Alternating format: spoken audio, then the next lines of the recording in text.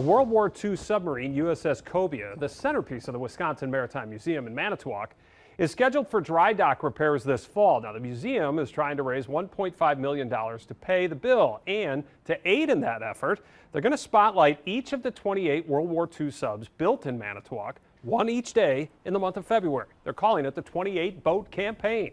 Time to take a field trip to the boat behind it all. And we welcome you into the control room of the Cobia here at the Maritime Museum in Manitowoc alongside Karen Duvall. She is the submarine curator here for the museum. So this dry dock campaign that you've embarked on, why was it necessary? We have to see what's underneath the boat. It's just part of routine maintenance, really. It's a big project, but still routine. There's certain areas that we just can't access while it's in the water. Submarines are made to flood in certain areas underneath the main deck, so we want to check out those areas that are in water we can't get to, and just clean it, paint it, see how things have gone since the last dry dock in 1996. So kind of a tune-up in a way. Just making sure everything's still safe and preserved. Hard to call something routine maintenance when you're talking about a ship that's over 80 years old now, but that's exactly what it is. So to plan for raising the money, when did that start? How far out has this project started? We were going to dry dock about 15 years ago. Didn't work out. We did some other work instead. We cleaned up the underwater hull, pressure washed underneath, did some hull work and things like that to extend it, but it's a lot of money to raise.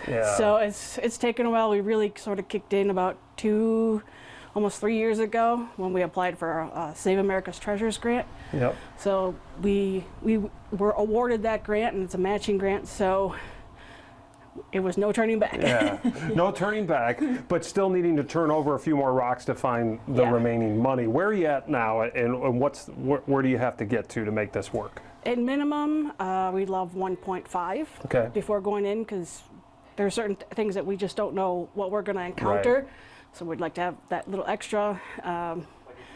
Right now we're, I think, 930,000 with that's including the grant.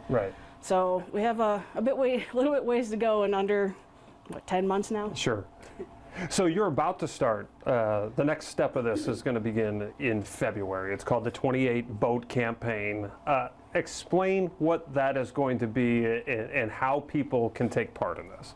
It's an online campaign, so you can donate online, but Manitowoc built 28 submarines, and there's 28 days in February, so we thought we'd have some fun with that.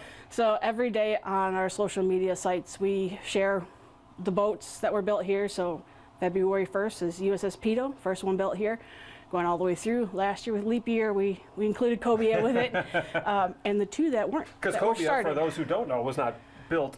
Correct. It wasn't built here. Built in Connecticut. So we'll feature one of those, and there's different levels and incentives. So $28 is the minimum, and once you hit like $80, because 80 years, you can get a Cobia model, and beyond that, the different levels include hopefully a piece of metal from the sub, or something that is made from the deck wood.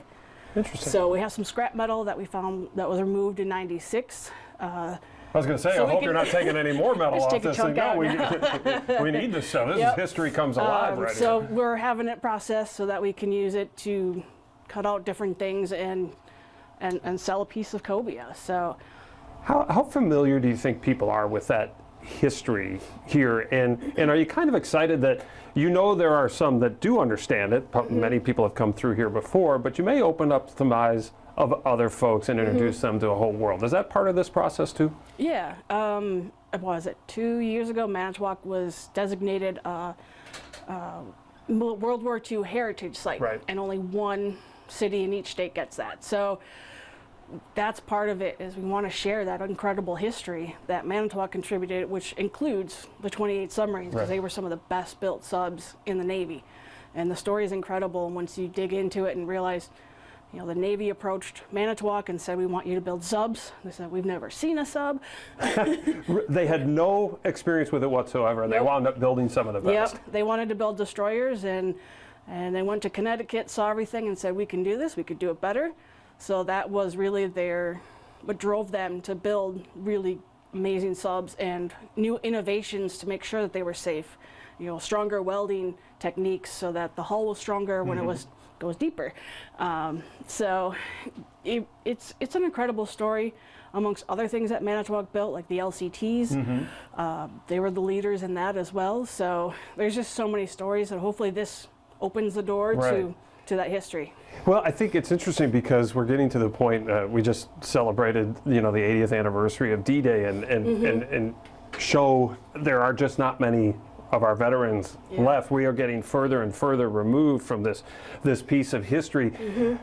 I'm curious, when you have groups come through here, because this is the key attraction, right? Like this is it, and they come through here, as they begin to experience, do you sense their connection to it, because they don't have a lot of knowledge of it? And we're, like I said, we're getting further and further removed from this. So do you find the Cobia connecting people with a part of history that shouldn't be forgotten? Definitely. Not just the history, but just the technology, the innovation, and what the guys had to go through to serve on a sub. It wasn't easy duty.